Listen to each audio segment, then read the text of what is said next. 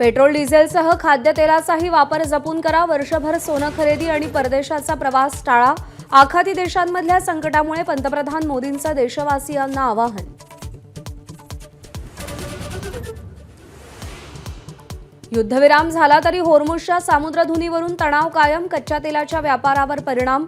दर जवळपास 3.5% वाढले।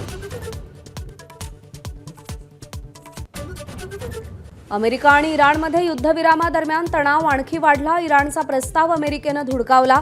करारापेक्षा देश सर्वतोपरी प्रस्ताव फेटाळल्यानंतर इराणची प्रतिक्रिया।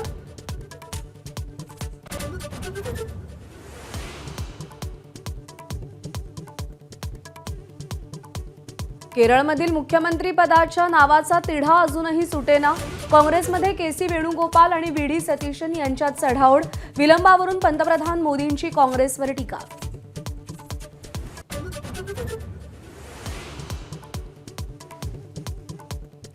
प्रलंबित स्थानिक स्वराज्य संस्थांच्या निवडणुकांप्रकरणी आज सुप्रीम कोर्टात सुनावणी। 20 जिल्हा परिषदा त्यातील पंचायत समितीच्या निवडणुकांना हिरवा कंदील मिळणार का याकडे लक्ष। भोंदू अशोक खरात प्रकरणी रुपाली चाकणकरांची 6 तास एसआयटी चौकशी। खरातसोबतचे आर्थिक व्यवहार आणि इतर नेत्यांच्या हजेरीवरूनही सवाल। एसआयटीच्या सगळ्या प्रश्नांची उत्तरं दिल्याचा चाकणकरांचा दावा।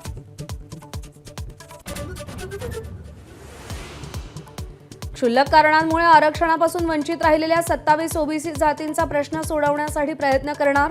केंद्रीय राज्यमंत्री रामदास आठवले आणि सामाजिक न्यायमंत्री संजय शिरसाट यांनी एबीपी माझाच्या बातमीची दखल घेतली।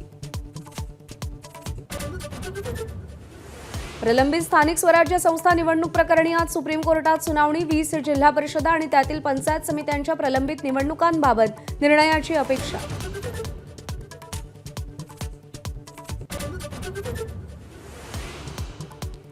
ज्येष्ठ अभिनेत्री उषा चव्हाण यांचा सरकारला पुरस्कार परत करण्याचा गंभीर इशारा। जमिनीच्या वादातून उषा चव्हाण संतापल्या। फेसबुकवर पोस्ट लिहित नाराजी व्यक्त केली। मुंबई इंडियन्सवर रॉयल चॅलेंजर्स बंगळुरूचा थरारक विजय। अखेरच्या बॉलवर सामना फिरवला। आयपीएलमधून मुंबई इंडियन्स बाहेर। प्लेऑफच्या आशाही जवळपास संपुष्टात।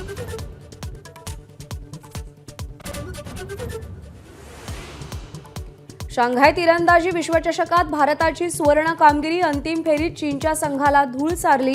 पूर्णवेळ प्रशिक्षक नसतानाही अनुभवी दीपिकानं निभावली मार्गदर्शकाची भूमिका। आणि युद्धाचा परिणाम पाहायला मिळालाय। फेब्रुवारीमध्ये देशात महागाईचा दर वाढलाय। फेब्रुवारीमध्ये 3.2%वरून महागाईचा दर 3.4%वर गेलाय। देशात युद्धामुळे खाण्यापिण्याच्या गोष्टी देखील महागल्यात। फेब्रुवारीत खाद्यान्नाचे दर 3.47%वरून 3.87%वरती पोहोचलेले।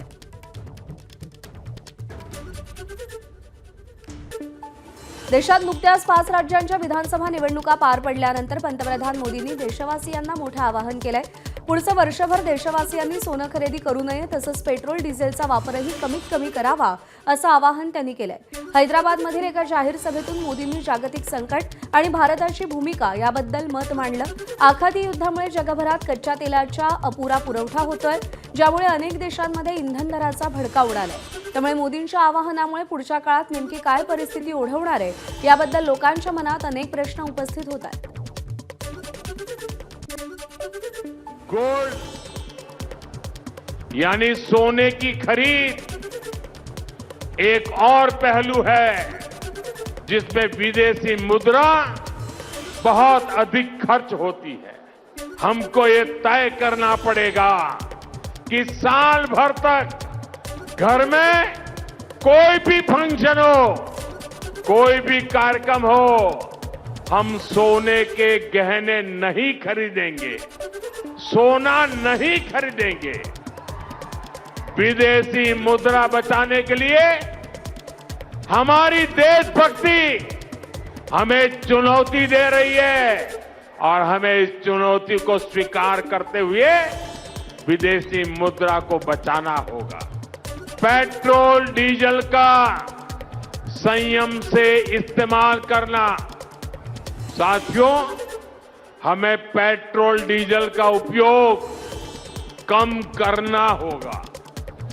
शहरों में जहां मेट्रो है, वहां हम तय करें कि हम मेट्रो का ही उपयोग करेंगे, ज्यादा से ज्यादा मेट्रो में ही जाएंगे।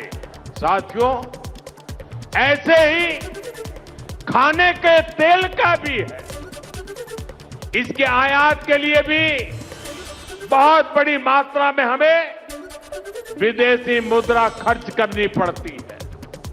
हर परिवार अगर खाने के तेल में खाने का तेल का जो उपयोग करता है, अगर वो कुछ कमी करे, मैंने बार बार कहा है 10% कम करो, अगर हम तेल खाना कम करें ना, तो भी वो देशभक्ति का बहुत बड़ा काम है।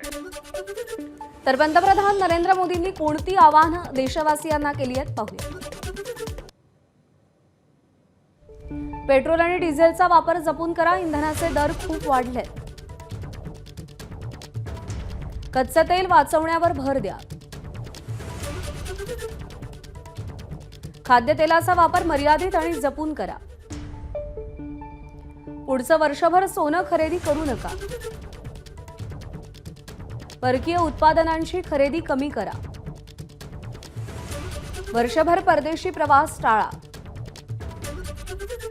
परकीय चलन वाचवा, परकीय चलन साठा कमी होऊ द्यायचा नाही।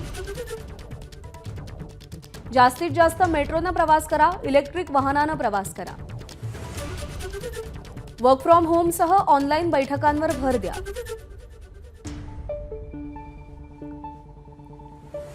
दरम्यान पंतप्रधान नरेंद्र मोदींनी केलेल्या आवाहनावर सामाजिक कार्यकर्त्या अंजली दमानिया यांनी सवाल उपस्थित केलेत। जनतेला काटकसर करायला सांगणाऱ्या आपल्या पंतप्रधानांनी स्वतःचे दौरे टाळून ऑनलाईन सभा घ्याव्या असं दमानियांनी म्हटलंय। शिवाय रॅलीमध्ये 40 ते 50 गाड्यांचा ताफा असतो, त्यातही पेट्रोल डिझेल जातं, त्यामुळे त्यावरचा खर्च टाळावा असं दमानियांनी म्हटलंय। जो नियम जनतेसाठी तो स्वतःसाठी, स्वतःच्या पक्षासाठी का नाही, असा सवाल दमानियांनी उपस्थित केलाय। दमानियांची एक पोस्ट पाहतोय।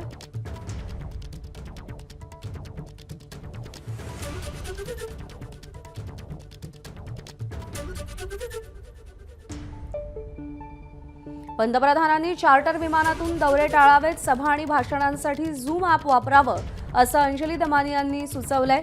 रॅलीमध्ये 40 ते 50 गाड्यांचा ताफा असतो, त्याच्यातही पेट्रोल डिझेल वाया जातं, असे ताफे देखील टाळावेत असं देखील अंजली दमानियांनी सुचवलेलं आहे।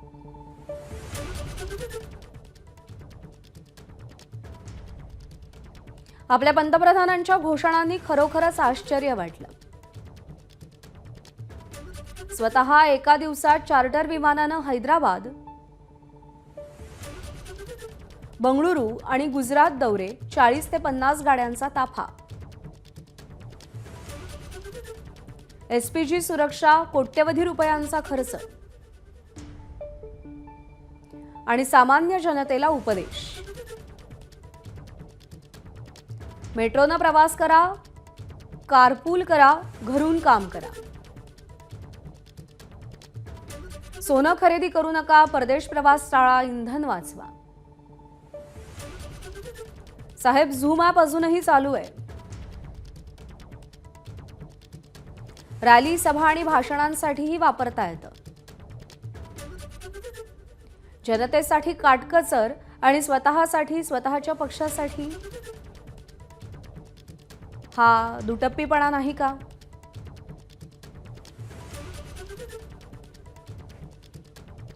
दरम्यान पंतप्रधान नरेंद्र मोदींनी केलेलं आवाहन योग्य आहे असं वक्तव्य मुख्यमंत्री फडणवीसांनी केलंय। त्यामुळे गरजेप्रमाणे तेल आणि गॅसचा वापर करा असं फडणवीस म्हणाले। पंतप्रधान मोदयांनी जे सांगितलं ते अतिशय योग्य आहे। आपल्याला कल्पना आहे, खूप मोठ्या प्रमाणात अमेरिका, इस्रायल आणि इराणच्या युद्धामुळे जगामध्ये तेल आणि गॅसची कमतरता आहे। आपण जर त्याचा योग्य उपयोग केला नाही, त्याचा नाश केला, मोठ्या प्रमाणात अधिकचा उपयोग केला, तर आपल्यालाही अडचणींचा सामना करावा लागू शकतो। आवश्यकतेनुसारच उपयोग, हे जे प्रधानमंत्री मोदयांनी सांगितलं आहे ते सर्वांनी पाळावं असं आमचं आव्हान आहे। पंतप्रधान मोदींच्या आवाहनावर नेत्यांनी काय प्रतिक्रिया दिल्या त्याही आपण पाहूया. आज घरगुती गॅसच्या बाबतीमध्ये सुरुवातीला युद्ध सुरू झालं त्यावेळेला खूप बोंबाबोंब झाली, रांगा लागल्या, लोक पॅनिक झाले. काही वेळेला मोदीजीने हे आवाहन केलं होतं की काही घरगुती गॅसला प्रॉब्लेम येणार नाही, तुम्ही अनावश्यक साठा वाढवू नका, आणि मग झालं सगळं सुरळीत पार पडलं. कमर्शियल गॅसच्या बाबतीमध्ये त्याने हा आग्रह धरलेला आहे की आपल्या देशात तयार होणारा जो गॅस आहे, जो पाईपने मिळतो, तो हळूहळू सगळ्या हॉटेल्सने, खानावळीने आणि मेसने तो गॅस लावून घेतला पाहिजे. आणि सगळ्यात महत्त्वाचं म्हणजे त्याचा शॉर्टफॉल होणार नाही, त्यातून निर्माण होणारा पैसा आपल्या देशात राहील. आणि योग्य वेळेला योग्य आवाहन माननीय मोदीजींनी केलं आहे. माननीय पंतप्रधान नरेंद्र मोदीजींनी आधीपासूनच स्वदेशी या विषयावर जास्त भर दिलेला आहे. आपल्या देशातला पैसा आपल्या देशातच राहावा आणि आपल्या देशातल्या उत्पादनाला त्या ठिकाणी महत्त्व द्यावं. प्रत्येक गोष्ट वापरताना स्वदेशी वापरावी, आपल्या देशाचा कमाईचा पैसा विदेशात जाऊ नये, ही भूमिका पंतप्रधान नरेंद्र मोदींची आहे. आणि या भूमिकेचं समर्थन आणि या भूमिकेला सहकार्य पूर्ण भारतीय करताचा हे महत्त्वाचं आहे. माननीय नरेंद्र मोदी साहब ने बताया है कि भाई ज़्यादा सोना मत खरीद करो, और जो आउट ऑफ इंडिया के जो टूर है उसमें जो ज़्यादा पैसा ना खर्चा करते हुए वो पैसा यहाँ अपने डेवलपमेंट के लिए लगाना चाहिए, ऐसा उन्होंने बताया है. तो मेड इन इंडिया को भारत सरकार महत्व देती है. पूरा सामान यहाँ बनना चाहिए. अपनी इकोनॉमी नंबर 4 पर आई है. अगर हमें 3 नंबर पर जल्दी से जाना है तो मुझे लगता है कि और भी अपनी इकोनॉमी डेवलपमेंट होने की आवश्यकता है. इसीलिए माननीय नरेंद्र मोदी जी ने ये बात बताई है. तो उसका जो आह्वान है उस आह्वान के मुताबिक लोगों ने ध्यान देना चाहिए. पंतप्रधान नरेंद्र मोदींच्या आवाहनावर आंतरराष्ट्रीय विषयाचे अभ्यासक शैलेंद्र देवळाणकरांनीही प्रतिक्रिया दिली आहे. आखाती देशांमधली युद्धाची परिस्थिती चिघळली तर आपल्याला अमेरिकन डॉलरमध्ये तेल खरेदी करावं लागेल. त्यामुळे पंतप्रधानांचं आवाहन अत्यंत संयुक्तिक असल्याचं वक्तव्य शैलेंद्र देवळाणकर यांनी केलं. पंतप्रधान मोदींकडनं भारतीयांना केलं गेलेलं आव्हान हे अत्यंत संयुक्तिक आहे, योग्य वेळेला केलं गेलेलं आहे. सर्वसामान्य भारतीय जे आहेत ते प्रामुख्याने सोन्याच्या आयातीवरती असतील किंवा डेस्टिनेशन वेडिंग म्हणजे परदेशामध्ये जाऊन विवाह करणं, ज्याच्यावरती $1 मिलियन हे खर्च करतायत. केवळ जानेवारी 2026 या एका महिन्यामध्ये भारतीयांनी $12 बिलियन सोनं हे आयात केलेलं होतं. आणि ह्या सोन्याचा व्यवहार असेल, तेलाचा व्यवहार असेल, हे सगळे व्यवहार प्रामुख्याने डॉलरमध्ये केले जातात. जर आखातामधली परिस्थिती भविष्यामध्ये चिघळली तर आपल्याला महागातलं तेल हे डॉलरमध्ये खरेदी करावं लागणार आहे. त्यामुळे हा जो क्षण आहे हा डॉलरचं सेव्हिंग करण्याचा, डॉलरची बचत करण्याचा आहे. तर अमेरिका आणि इराणमध्ये पुन्हा एकदा युद्ध पेटण्याची शक्यता आहे. कारण होर्मुझ सामुद्रधुनीतील युरोपीय देशांचा वाढता प्रभाव बघता इराणनं युरोपियन देशांना इशारा दिलाय. होर्मुझ सामुद्रधुनीमध्ये फ्रान्स आणि ब्रिटनच्या जहाजांची उपस्थिती आंतरराष्ट्रीय कायद्यांचं उल्लंघन मानलं जाणार असल्याचा इशारा इराणनं दिलाय. फ्रान्स आणि ब्रिटनचं जहाज होर्मुझच्या सामुद्रधुनीत दिसल्यास कठोर सैनिकी कारवाई करण्यात येणार असल्याचा इशारा इराणनं दिलेला आहे. अमेरिकेच्या अवैध कारवाईला सहकार्य करणाऱ्या देशांना इराणी सैन्य योग्य उत्तर देणार असल्याचा इशाराही देण्यात आलाय. हिंगोली जिल्ह्यातही उन्हाचा तडाखा दिवसेंदिवस तीव्र होतोय. वाढत्या तापमानाचा मोठा फटका आता ऊसाच्या पिकाला बसू लागलाय. गेल्या काही दिवसात हिंगोलीचं तापमान तब्बल 42 अंश सेल्सिअस पर्यंत पोहोचल्यानं शेतातील ऊस अक्षरशः होरपळून निघतोय. डिग्रस बुद्रुक परिसरातील अनेक शेतांमध्ये ऊसाची पानं करपून पीक वाळू लागल्याचं चित्र पाहायला मिळत आहे. प्रचंड उष्णतेमुळे जमिनीतील ओलावा कमी झाला असून त्याचा थेट परिणाम ऊसाच्या वाढीवर झालाय. आणि त्यातच वेळेवर पाणी देता यावं यासाठी आवश्यक असलेला वीज पुरवठा सुरळीत नसल्याची तक्रार शेतकऱ्यांकडून करण्यात येते. परिणामी लहान अवस्थेतील ऊसाचं पीक पूर्णतः करपून जात असल्यानं शेतकऱ्यांचं मोठं आर्थिक नुकसान होत आहे. आढावा घेतलाय माधव दिपके यांनी. की सध्या कळमनुरी तालुक्यातील डिग्रस बुद्रुक नावाच्या गावाच्या शेतशिवारामध्ये आहे आणि आपण या ठिकाणी बघताय हे ऊसाचं पीक आहे आणि ऊसाचं पीक पूर्णपणे या ठिकाणी होरपळल्याचं आपल्या या ठिकाणी पाहायला मिळते. आपण या ठिकाणी बघताय हे ऊसाचं पीक लागवड केलेलं आहे काही दिवसापूर्वी आणि त्यापूर्वीच जिल्ह्यामध्ये वाढत असलेलं तापमान आणि विजेच्या लपंडावामुळे ऊसाचं पीक पूर्णपणे होरपळून गेले. शेतकऱ्यांकडून सातत्यानं मागणी केली जाते की वीज पुरवठा व्यवस्थित करावा, कारण तापमान वाढले, पिकं होरपळत आहेत आणि त्यामुळं पिकाला पाणी पाणी देता येईल जर वीज पुरवठा व्यवस्थित असेल तर, परंतु वीज पुरवठा महावितरणकडनं व्यवस्थित केला जात नाहीये आणि त्यामुळे अशा पद्धतीनं ऊसाचे पीक होरपळली जात आहेत आणि त्यामुळं शेतकऱ्याला याचा फटका बसणार आहे. कारण ऊस या ठिकाणी आता लहान अवस्थेमध्ये आहे, अजून त्याची पूर्ण वाढ झाली नाही, परंतु त्यापूर्वीच अशा पद्धतीनं तापमानाचा फटका बसल्यामुळं या ऊसाच्या उत्पादनामध्ये सुद्धा घट होण्याची शक्यता वर्तवली जात आहे. माधव दिपके, एबीपी माझा, हिंगोली. भविष्यात जगातल्या कोणत्याही देशामध्ये महाराष्ट्रातील प्रॉपर्टी कार्ड आर्थिक व्यवहारांसाठी मान्य होईल अशी व्यवस्था निर्माण करण्याचं काम सुरू असल्याची माहिती राज्याचे महसूल मंत्री चंद्रशेखर बावनकुळे यांनी दिली. लँड टायटलिंग ऍक्ट लागू करणारं महाराष्ट्र हे पहिलं राज्य ठरेल. येत्या जुलै महिन्यात राज्यामध्ये लँड टायटलिंग ऍक्ट लागू करण्यात येणार आहे. या कायद्यामुळे राज्यातील 14 कोटी जनतेच्या मालमत्तेला अधिकृत आणि निश्चित ओळख मिळणार आहे. इतर देशात इन्व्हेस्टमेंट येताना जोपर्यंत निश्चित लँड टायटलिंग होत नाही तोपर्यंत इन्व्हेस्टमेंट वाढत नाही. एखाद्या वेळा प्रायव्हेट इन्व्हेस्टमेंट करायचं असेल तरी विदेशी लोक त्या ठिकाणी घाबरतात, कारण सातबारा त्यांना समजत नाही, त्यांना त्या ठिकाणी प्रॉपर्टी कार्ड समजत नाही किंवा आणि मोठ्या प्रमाणात इन्व्हेस्टमेंट न करता उद्या निश्चित प्रॉपर्टी म्हणून या ठिकाणी आपण लँड टायटलिंग कायदा आणतो, ज्यातनं जे प्रॉपर्टी कार्ड असणार आहे ते जगातल्या कुठल्याही देशाच्या कुठल्याही भूमीवर ते कार्ड चालणार आहे. आपल्या प्रॉपर्टीला खऱ्या अर्थाने एक कॅश सारखं एक स्वरूप येणार आहे. तुमच्या प्रॉपर्टीचं मूल्य हे या ठिकाणी ठरलं जाणार आहे आणि त्यातनं एक राज्याला मोठा बूम मिळणार आहे. आणि रोहित पवार आता हातात कांद्याचा मुद्दा घेणार आहेत. 18 मेला रोहित पवार लासल गावात कांदा उत्पादकांशी संवाद साधतील. मातील मोल भावामुळे कांदा उत्पादक पूर्णतः उद्ध्वस्त झाल्याची भावना रोहित पवार यांनी व्यक्त केली आहे. रोहित पवार असं म्हणतात, कांद्याला मातीमोल भाव, शेतकरी उद्ध्वस्त. सरकार लक्ष द्यायला तयार नाही. कांदा उत्पादकांशी संवाद साधणार. 18 मे या दिवशी लासलगावला उपस्थित राहणार. 19 तारखेच्या आत पाषाण हृदयी सरकारला पाझर फुटेल. सरकारनं कांदा उत्पादकांच्या प्रश्नी लक्ष घालावं. हिंगोली जिल्ह्यातही उन्हाचा तडाखा दिवसेंदिवस तीव्र होतोय. वाढत्या तापमानाचा मोठा फटका आता ऊसाच्या पिकाला बसू लागलाय. गेल्या काही दिवसात हिंगोलीचं तापमान तब्बल 42 अंश सेल्सिअस पर्यंत पोहोचल्यानं शेतातील ऊस अक्षरशः होरपळून निघतोय. डिग्रस बुद्रुक परिसरातील अनेक शेतांमध्ये ऊसाची पानं करपून पीक वाळू लागल्याचं चित्र पाहायला मिळत आहे. प्रचंड उष्णतेमुळे जमिनीतील ओलावा कमी झाला असून त्याचा थेट परिणाम ऊसाच्या वाढीवर झालाय आणि त्यातच वेळेवर पाणी देता यावं यासाठी आवश्यक असलेला वीज पुरवठा सुरळीत नसल्याची तक्रार शेतकऱ्यांकडून करण्यात येते. परिणामी लहान अवस्थेतील ऊसाचं पीक पूर्णतः करपून जात असल्यानं शेतकऱ्यांचं मोठं आर्थिक नुकसान होत आहे. आढावा घेतलाय माधव दिपके यांनी.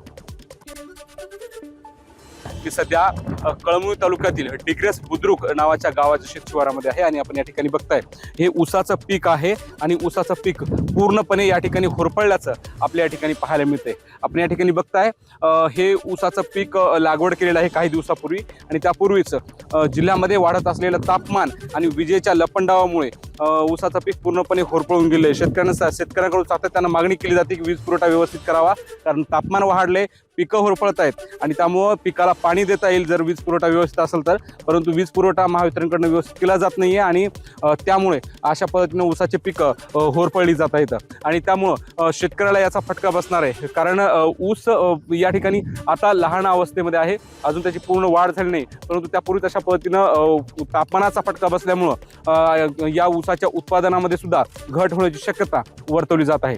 माधव दिपके, एबीपी माझा, हिंगोली. मालेगाव शहरातून वाहणारी मोसम म्हणजेच मोक्षगंगा नदी सध्या गटारगंगेत रूपांतरित झाल्याचं चित्र दिसतंय. महापालिका प्रशासनाच्या उदासीनतेमुळे नदीत मोठ्या प्रमाणावर प्लास्टिक आणि कचरा साचला असून नदीचं स्वरूप नाल्यासारखं झालंय. विशेष म्हणजे दरवर्षी मोक्षगंगा नदीमध्ये स्वच्छता मोहीम राबवली जाते. शेकडो टन कचरा नदीतून बाहेर काढला जातो. मात्र स्वच्छता मोहीम झाल्यानंतरही काही दिवसात नदीची पुन्हा तीच स्थिती होतीये. किमान पावसाळ्यापूर्वी नालेसफाईसोबतच नदीची स्वच्छता करण्याची मागणी नागरिक करतात. छत्रपती संभाजीनगरच्या वैजापूर तालुक्यातील शिऊर बंगला इथे आज पहाटेच्या सुमारास भीषण आग लागली आणि या आगीमध्ये 7 ते 8 दुकानं जळून खाक झाली. आगीचं कारण अस्पष्ट आहे. या आगीमध्ये पान स्टॉल, नाश्ता हॉटेल, मोटर गॅरेज तसंच इतर छोट्या व्यावसायिक दुकानांचा समावेश आहे. आग इतकी भीषण होती की काही वेळातच तिनं संपूर्ण दुकानांना वेढा घातला. त्यामुळे दुकानदारांचं मोठ्या प्रमाणात नुकसान झालं. प्रलंबित स्थानिक स्वराज्य संस्थांच्या निवडणुकांप्रकरणी सुप्रीम कोर्टामध्ये आज सुनावणी होणार आहे. 20 जिल्हा परिषदा आणि त्यातील पंचायत समितीच्या प्रलंबित निवडणुकांना हिरवा कंदील मिळणार का याची उत्सुकता आहे. या जिल्हा परिषदांमध्ये 50% आरक्षण मर्यादा ओलांडल्यानं पेच कायम आहे. सरन्यायाधीशांच्या न्यायालयात सुनावणीसाठी प्रकरण अपेक्षित आहे. फेब्रुवारीत सुप्रीम कोर्टानं दिलेल्या निकालानुसार 12 जिल्हा परिषदा आणि 125 पंचायत समितींच्या निवडणुका झाल्या असं राज्य निवडणूक आयोगानं कोर्टात म्हटलंय. केवळ 20 जिल्हा परिषदांच्या निवडणुका बाकी आहेत असं आयोगानं कोर्टात म्हटलंय आणि या प्रकरणात आम्ही 2 तारखा देऊ आणि त्या दिवशी सविस्तर सुनावणी घेऊ असं सुप्रीम कोर्टानं तेव्हा म्हटलं होतं. आता सुप्रीम कोर्टामध्ये जी तारीख मिळेल त्या तारखेला सुनावणी होणार आहे. आज सुनावणी झाली तर 20 जिल्हा परिषदांच्या निवडणुकांबाबत स्पष्टता येईल. सुप्रीम कोर्टात हे प्रकरण 44व्या क्रमांकावर आहे. त्यामुळे दुपारी 1 नंतर सुनावणी होईल अशी शक्यता वर्तवली जाते.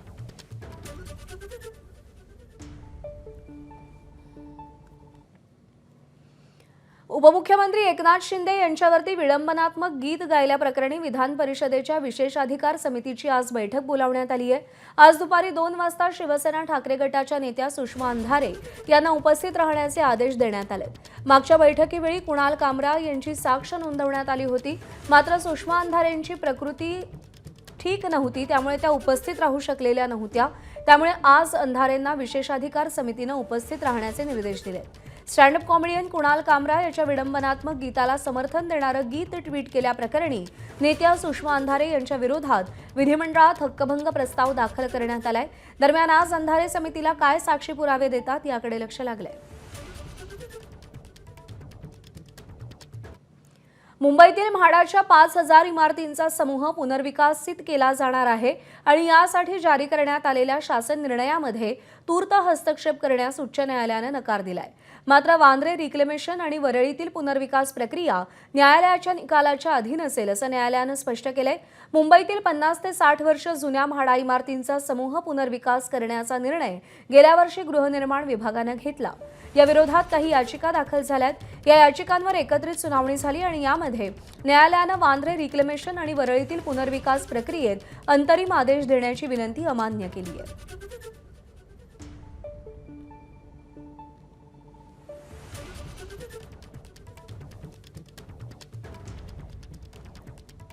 पाच 5000 इमारतींच्या समूह पुनर्विकासास हस्तक्षेप करण्यास उच्च न्यायालयानं नकार दिलाय. वांद्रे रिक्लेमेशन आणि वरळी क्लस्टर प्रकल्प निकालावरती अवलंबून आहेत अशी माहिती मिळते.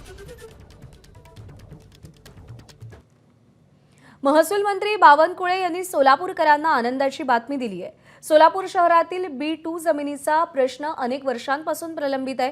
महिनाभरात या प्रश्नाबाबत सरकार निर्णय घेईल आणि सोलापूरकरांना त्यांच्या जमिनीचा मालकी हक्क मिळवून देईल असे आश्वासन महसूल मंत्री चंद्रशेखर बावनकुळे यांनी दिले आहे. मी या ठिकाणी सोलापूरच्या जनतेला आश्वस्त करतो की या पुढच्या महिन्यामध्ये 1 महिन्याच्या आत, या महिन्याच्या शेवटी किंवा जूनच्या पहिल्या आठवड्यापर्यंत सोलापूरच्या B2चा सर्व प्रश्न सुटेल. सोलापूरच्या प्रॉपर्टीवरनं B2 निघेल, सोलापूरच्या प्रॉपर्टीवरनं H निघेल आणि या सोलापूरच्या सर्वच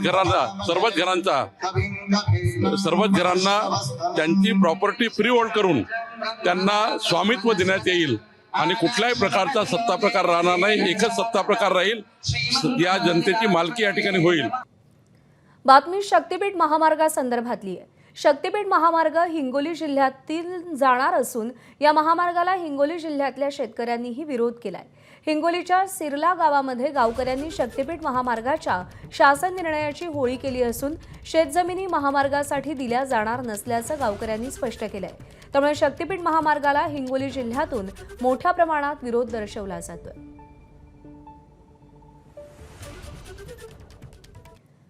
नाशिकमधील TCS कंपनीतील बहुचर्चित धर्मांतर आणि लैंगिक शोषण प्रकरणातील मुख्य आरोपी निदा खानला आज न्यायालयात हजर करण्यात येणार आहे. पोलीस कोठडी दरम्यान निदा खानची स्वतंत्र आणि कुटुंबियांसोबत चौकशी करण्यात आली, मात्र निदा खानकडून अद्याप कोणतीही माहिती मिळालेली नाही. त्यामुळे आता निदा खानच्या पोलीस कोठडीत वाढ होणार का याकडे लक्ष लागलंय.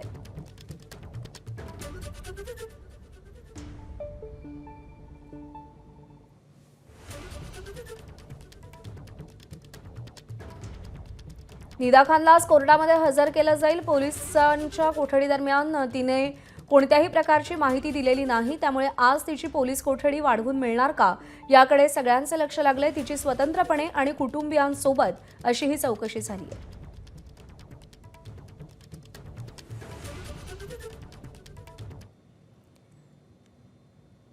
दरम्यान TCS प्रकरणावरती MIMचे नेते वारिस पठाण यांनी काय प्रतिक्रिया दिली आहे आपण पाहूया.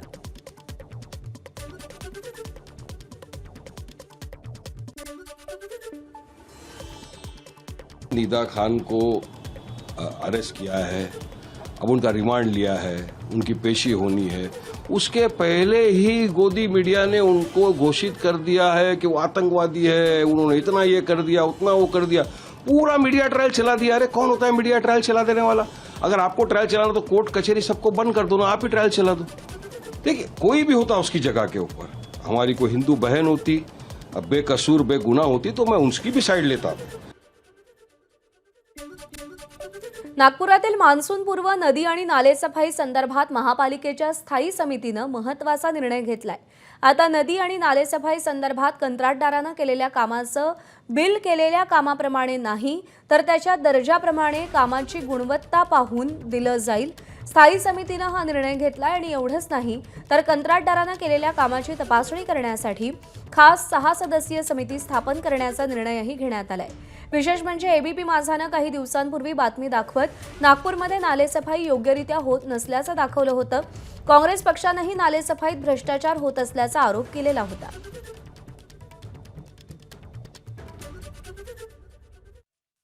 आपल्यासोबत नागपूर महानगरपालिकेच्या स्थायी समितीच्या अध्यक्षा शिवानी दाणी वखरे आहेत. नालेसफाई करणं हे 2023च्या पुराच्या आधीपर्यंत महानगरपालिका स्वतःच्या इक्विपमेंट्सनी करायची, हे अगदी खरं आहे. आणि आतासुद्धा स्वतःचे काही इक्विपमेंट वापरतात, पण जिकडे इक्विपमेंट कमी पडतात तिकडे भाड्याने घेण्याशिवाय दुसरा पर्याय नसतो. कारण की खूप मोठे मोठे इक्विपमेंट असतात ज्यांची गरज फक्त 2-3 महिन्यापुरतीच लागत असते आणि मग इतर वेळी तेवढ्या प्रमाणात ते इक्विपमेंट लागत नसतात. कारण की नालासफाई एक 10 प्रकार झाला की त्याच्यानंतर त्या इक्विपमेंटची हवी तशी गरज नसते. मग फक्त 4 महिन्यासाठी आपण ते भाडेतत्वावर घेत असतो. निश्चितच मागील 4 वर्ष प्रशासनाचं राज्य असल्यामुळे त्याच्यामध्ये बऱ्याच इरेग्युलरिटीज असू शकतात. आमचंही त्याच्यावर कटाक्षाने लक्ष आहे. आम्ही त्याच्यावर एक खूप प्रमुख निर्णय घेतला आहे कालच्या स्थायी समितीच्या बैठकीमध्ये की हे जे बिलिंग होतं आहे प्रायव्हेट कंत्राटदारांना की ते ताशी न राहता, म्हणजे असं होतं आहे की इतके तास चालली, इतके दिवस चालली, गुणीला इतका रेट आणि इतकं त्याला बिल देण्यात यावं. तसं न करता आउटपुट बेस्ड त्यांनी बिल द्यावं की किती गाळ काढला आणि तशा संबंधित काहीतरी एक बिलाची यंत्रणा लावली. ती आपण त्याच्यावर आपण काम करतो. अतिरिक्त आयुक्त अंकित साहेब त्याच्यावर काम करतात आणि आम्ही सर्वजण मिळून त्याच्यावर एक नवी यंत्रणा करून आउटपुट बेस्ड बिल कसं असावं यावर आम्ही लक्ष घालतो, जेणेकरून हा जो एक डाऊट आहे की कंत्राटदारांच्या घशामध्ये सरकारचे जनतेचे पैसे चालले त्याच्यावर नक्कीच आळा बसेल आणि क्लॅरिटी येईल. कॅमेरामॅन अतुल हिरडेसह रजत वसिष्ठ, ABP माझा, नागपूर. आणि यानंतरची बातमी ही नागपुरातूनच आहे. नागपुरात सिलेंडर वितरण व्यवस्थेमध्ये काळा बाजार सुरू असल्याचा प्रकार उघड झालाय. नागपुरात LPG गॅस सिलेंडर बुकिंग नंतर OTP जनरेट होतोय, खात्यात सबसिडीही जमा होतीये, मात्र गॅस सिलेंडर घरी पोहोचत नाही असा प्रकार समोर आलाय. नागपुरात HP कंपनीचे ग्राहक योगेश गोमासे यांनी या संदर्भात माहिती दिलेली आहे. कंपनीच्या ॲपवर रीतसर तक्रार केल्यानंतरही कोणतंही उत्तर HP कंपनी किंवा संबंधित गॅस एजन्सीकडून मिळालेलं नाही. त्यामुळे LPG सिलेंडरची गॅस एजन्सीचे कर्मचारी किंवा डिलिव्हरी बॉय काळाबाजार करत असल्याचा संशय आहे. दरम्यान संबंधित गॅस एजन्सीनं या संदर्भात बोलण्यास नकार दिलाय. माझ्यासोबत नागपूरचे HP गॅसचे ग्राहक योगेश गोमासे आहे. योगेशजी, तुमच्यासोबत नेमकं काय झालं? तुम्ही गॅस सिलेंडर केव्हा बुक केला होता आणि त्यानंतर काय झालं? माझी जी गॅस एजन्सी आहे अग्रवाल जनरल स्टोअर म्हणून डिफेन्सची माझी गॅस एजन्सी आहे आणि मी 19/4/2026ला सिलेंडर बुक केलेला आहे आणि बुक केल्यानंतर मला 6 तारखेला मेसेज येतो, सबसिडीचा येतो आणि त्याच्यामधनं मला 40 रुपये सबसिडी जमा होतं, पण मला सिलेंडर अजूनपर्यंत अद्यापही मिळालेलं नाही आहे. बुकिंगची रसीद तुमच्याकडे आहे? बुकिंगची रशीद माझ्याकडे आहे आणि मी हे दाखवत आहे. 19/4ला 21:10 रात्री 9:10 तुमची बुकिंग झाली आणि 20 तारखेला मला मेसेज आला OTPचा की जनरेट झालेला आहे आणि तुमचं सिलेंडर हे झालेलं आहे, बुक झालेलं आहे. पण मला 6/5/2026ला मला मेसेज येतो क्रेडिटचा, सबसिडी 40 रुपये माझ्या अकाउंटला जमा झालेली आहे. तुम्ही तो मेसेज दाखवू शकता का? कारण काय आहे की साधारणपणे जो नियम आहे की सबसिडी तेव्हा जमा होते जेव्हा गॅस सिलेंडरची डिलिव्हरी ग्राहकाला होऊन जाते. तुम्ही मेसेज दाखवू शकता? मेसेज पण तुम्हाला दाखवू शकतो. 6 तारखेला 12:17 दुपारी 40 रुपये हे तुमच्या अकाउंटमध्ये जमा झाले. याची इन्क्वायरी केल्यावर किंवा तक्रार केल्यावर काही होत आहे का? अजूनपर्यंत मी त्याच्यामध्ये HP पे ॲपमध्ये मी कंप्लेंट केलेली आहे त्याच्यामध्ये, पण तात्पुरतं अजूनपर्यंत मला कुठल्या प्रकारचं तिथनं उत्तर आलेलं नाही आहे. पुढची बातमी आपण पाहूया. ज्येष्ठ अभिनेत्री उषा चव्हाण यांनी अनेक सिनेमांमध्ये काम केलंय. उषा चव्हाण सोशल मीडियावरही कायम सक्रिय असतात आणि अशातच आता त्यांनी सोशल मीडियावरती एक पोस्ट शेअर केली आहे. त्यांची पुण्यातील धनकवडी इथे जमीन असून या जमिनीसाठी त्या गेली 24 वर्ष अन्याय सहन करतायत. मार्च 2024 मध्ये मुंबई उच्च न्यायालयात उषा चव्हाण यांच्या बाजूने निकाल लागलेला, मात्र या प्रकरणाला वेगळं वळण आलंय. ज्येष्ठ अभिनेत्री उषा चव्हाण यांच्या जमिनीचा वाद आता टोकाला पोहोचला असून त्यांनी राज्य सरकारचे सगळे पुरस्कार परत करण्याचा धक्कादायक इशारा दिलाय. पुण्यातील धनकवडी येथील जमिनीसंदर्भात उच्च न्यायालयानं निकाल देऊनही पुणे महानगरपालिकेनं बिल्डरच्या फायद्यासाठी चुकीचा निर्णय घेतल्याचा आरोप त्यांनी केलाय. अत्यंत व्यथित होऊन त्यांनी हा टोकाचा निर्णय घेतल्याचं सोशल मीडिया पोस्टद्वारे स्पष्ट केलंय. दरम्यान उषा चव्हाण यांनी पोस्टमधून नेमकं काय म्हटलंय पाहूया. मी ज्येष्ठ मराठी अभिनेत्री उषा चव्हाण अत्यंत वेदनादायी परिस्थितीत महाराष्ट्रातल्या जनतेसमोर माझी भूमिका मांडतीये. माझ्या कुटुंबियांच्या मालकीच्या न्यायालयीन वादातील संपत्तीबाबत मार्च 2024 मध्ये मुंबई उच्च न्यायालयात माझ्या बाजूने निकाल लागला. मात्र पुणे पालिकेनं अचानकपणे संपूर्ण 15,064 चौरस मीटर TDR हे एका बिल्डर कंपनीच्या फायद्यासाठी देण्याची कार्यवाही केली आहे. मालकी हक्क, प्रलंबित वाद आणि माझ्या लेखी हरकती पूर्णपणे डावलून जारी करण्यात आलेल्या आहेत. वारंवार संबंधित अधिकाऱ्यांना तक्रारी आणि निवेदनं दिलेली आहेत. मात्र माझं म्हणणं कायदेशीर हक्क आणि न्यायालयीन आदेश दुर्लक्षित करण्यात आले. जर नागरिकांचं संरक्षण करणाऱ्या यंत्रणांनीच अशा प्रकारे वर्तन केलं तर सामान्य माणसानं न्यायासाठी कोणाकडे पाहायचं? महाराष्ट्र शासनानं 1970 पासून माझ्या कलाक्षेत्रातल्या योगदानाबद्दल मला अनेक पुरस्कार, ट्रॉफीज आणि सन्मान दिले. मात्र जर न्यायालयीन आदेश असूनही माझे हक्क सुरक्षित राहणार नसतील तर अशा सन्मानांचं माझ्यासाठी काही मूल्य उरत नाही. म्हणून मी महाराष्ट्र शासनानं मला दिलेले पुरस्कार, मानचिन्ह आणि ट्रॉफीज आणि प्रमाणपत्र परत करण्याचा निर्णय घेतला. आवश्यकता भासल्यास स्वर्गीय आनंद दिघे साहेबांच्या समाधीस्थळी अर्पण करून माझा निषेध व्यक्त करेन. कौटुंबिक वादानंतर रागाच्या भरात नशेखोर तरुणानं थेट इमारतीची गच्ची गाठली आणि गच्चीवरील पाईपद्वारे उतरण्याचा प्रयत्न केला. पाईपवरून उतरताना मध्येच तरुणाची झिंग उतरली. धास्तावलेला तरुण 5व्या मजल्यावर अडकला आणि वाचवण्यासाठी आरडाओरडा करू लागला. नागपुरातील रामदास पेठेतील आशिष अपार्टमेंटमध्ये ही घटना घडली. तरुणाचा त्याच्या पत्नीसोबत अनेक दिवसांपासून वाद सुरू होते आणि या वादामुळे पत्नी माहेरी गेली होती. दारूच्या नशेत हा तरुण थेट सासरच्या घरी पोहोचला. तिथे पुन्हा एकदा दोघांमध्ये वाद झाला आणि आरोप प्रत्यारोप झाले. तरुण रागातच गच्चीवर गेला आणि पाईपद्वारे उतरत होता.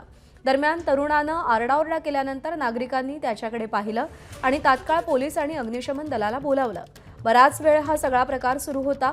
नंतर अग्निशमन दल आणि पोलिसांनी दोरखंड आणि शिडीच्या मदतीनं त्याला वाचवलंय. एबीपी माझा, उघडा डोळे बघा नीट.